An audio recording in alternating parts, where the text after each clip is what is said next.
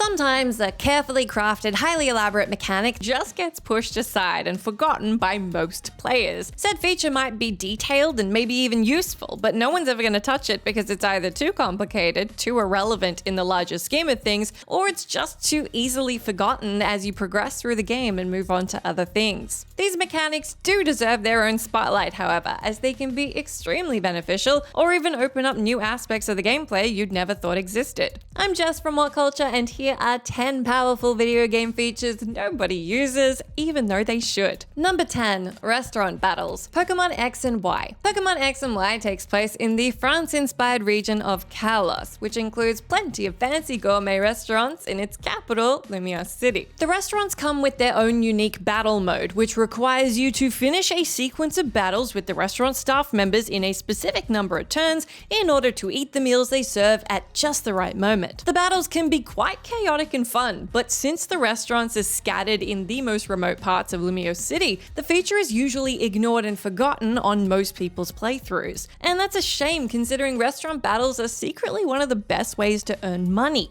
It might sound counterintuitive, considering you have to pay for your meals at the restaurants, but every time you finish your dining experience with a perfect score, the restaurant owners will reward you with rare and expensive mushrooms, and these you can sell for huge amounts of cash. Going on restaurant tours throughout the city can make you rich incredibly fast, and best of all, you can repeat the process daily for infinite profits. It kind of makes you wonder how these restaurants manage to stay afloat, but that feels like a them problem. Number 9. Trap making. Dragon Age Origins. Dragon Age Origins comes with a really expansive crafting system which lets you create your own potions, poisons, and traps, depending on which skill you specialize your character in. Most players tend to stick to the first two because making traps is super annoying and not worth it. That's just my opinion. That was not in the article.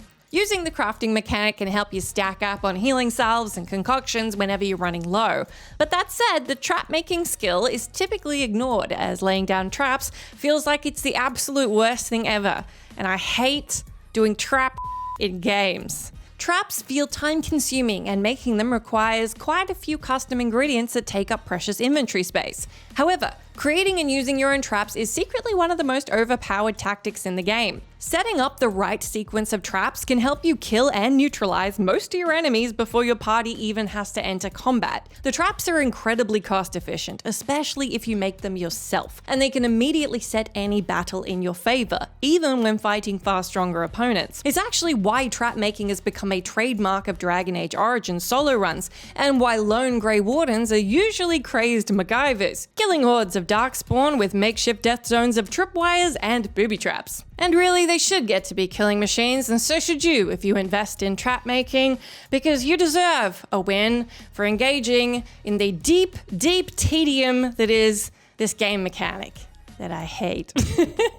Number 8. The Syrker Rifle, Fallout 4. The Syrker is a rare weapon from Fallout 4 which allows you to shoot custom chemically infused darts at your enemies. While the premise of that weapon sounds fun, most people tend to sell it or keep it stashed in their settlement, as the ammunition for the weapon is difficult and quite tedious to craft. I guess you could call it the trap making of ammunition. It requires you to brew each dart individually using rare chemicals and ingredients. Well, except there's one dart type that's actually pretty easy to make, and if you know what you're doing, it'll completely change the way you think about the Syrker. The pack Syrker is a type of Syrker ammo that's crafted using only a mud fruit, Nuka-Cola, and a piece of steel. When fired, it has the chance to turn the hit enemy non-hostile, which in turn opens up a world of possibilities for you. With enemies pacified, you can steal their weapons, take them out one by one, or even pickpocket their fusion cores if they're wearing power armor, forcing them to step out of it and leave it free for the taking. The pack Syrker is the only ammunition in the game capable of this, so be sure not to sleep on the Syrker, or else you'll miss out on a lot of broken fun. Unless you sleep on the Syrker, literally. Don't do that. Number 7. Crafting. Neverwinter Nights 2.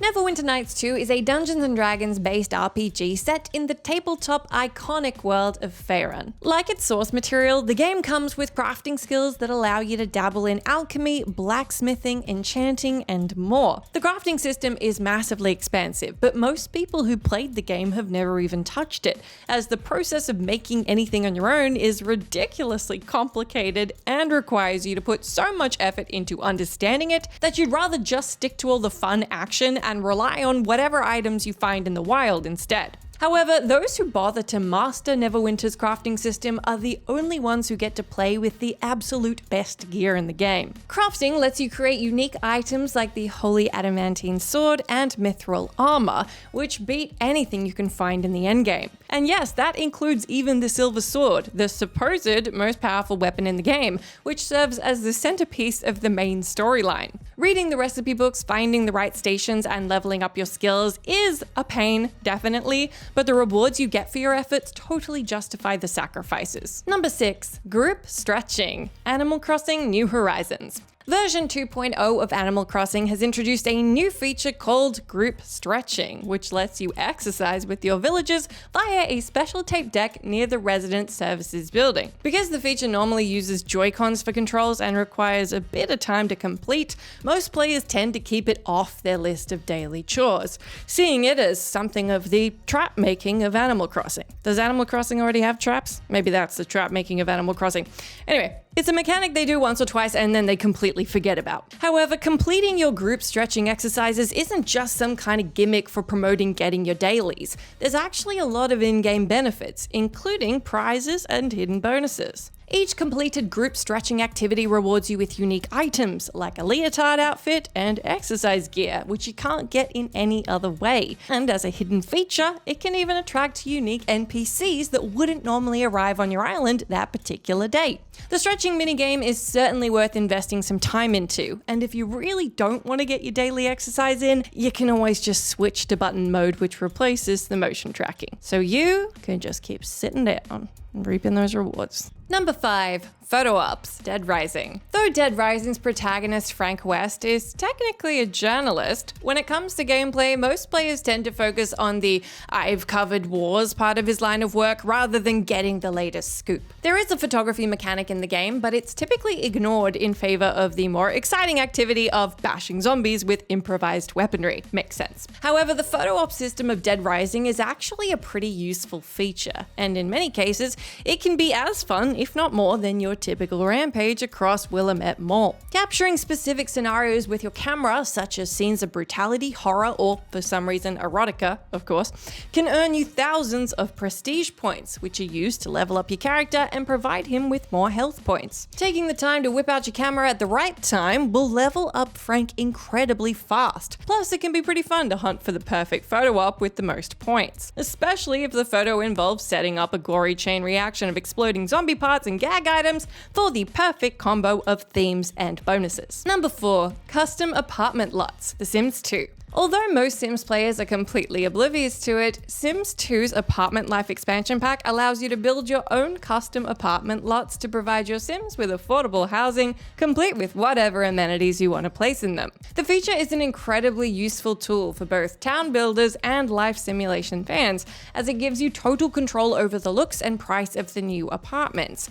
letting you fit their style into your community and providing a cheap alternative to the pricier pre-built apartment lots that come with the expansion pack. The reason why this amazing mechanic flies under so many people's radars is because it requires you to use the console command to register a lot as an apartment complex. In order to do so, you need to press Ctrl-Shift-C and then type change lot zoning apartment base. Once the lot is equipped with the right doors and objects, your sim will be able to move in and enjoy a new life together in a fully customized lot of your own design. It's a bit tricky to get the exact requirements, but once you learn them, you'll be able to turn any town into a thriving metropolis. Number 3. The Internet, Grand Theft Auto 5. With all the excitement of car chases, shootouts, and bank robberies, it's easy to forget that Grand Theft Auto 5 offers plenty of other, more casual forms of activity. You've got golf, tennis, diving, and yoga, but the one side activity that people don't realize the full potential of is the in-game version of internet browsing. Just like GTA 4, Grand Theft Auto 5 comes with its own fully operational version of the World Wide Web.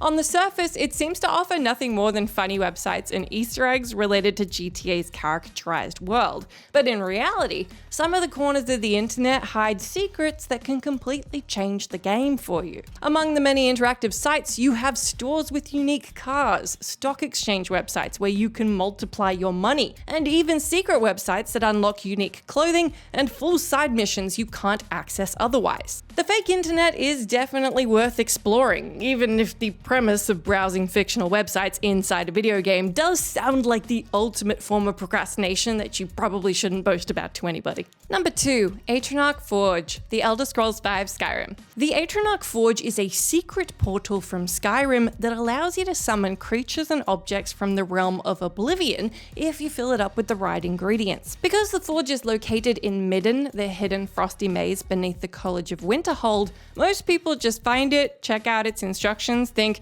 that's pretty neat, and then completely forget about it. As finding the right ingredients and hauling them back to a remote location like Midden is a trap-making sized hassle. Seeing as it's one of Skyrim's most reliable ways to get fully enchanted Daedric gear. Yes, with the right ingredients, the forge can let you conjure up rare spell tomes, staffs, and even enchanted Daedric armor and weapons, making it an incredibly efficient tool for building up your character's power quickly. Best of all, some of the more powerful items are conjured up using trash, like burned books and brooms, meaning you can turn worthless items into pricey artifacts and rack up some serious gold with the forge as well. It may be in a forgettable location, but the forge is something you should not forget. Number 1, Alchemy, Baldur's Gate 3. Despite how much Baldur's Gate 3 players love to discover all the secret dialogue options and events, there's one mystery that pretty much no one wants to consider. What is alchemy good for? Most Baldur's Gate players' experience with the alchemy tab can be boiled down to them clicking on it, realizing crafting potions is a mechanic, and then never coming back to it for the rest of the campaign. It makes sense considering how many different, far more exciting things happen throughout the game, but you shouldn't neglect the alchemy tab so quickly, as it can actually be a ton of overpowered fun as well. The secret to alchemy is finding the right recipes that will allow you to craft potions that are worth browsing through its lackluster menu. In particular, you want to learn how to make haste and speed potions, which will give you and your party additional actions during combat, allowing you to completely dominate your enemies before they even get a chance to react. It can be a bit tedious to craft your own potions, but if you craft the right ones, the process rewards you with a highly entertaining and overpowering bonus. Also, it's not trap-making level tedious, so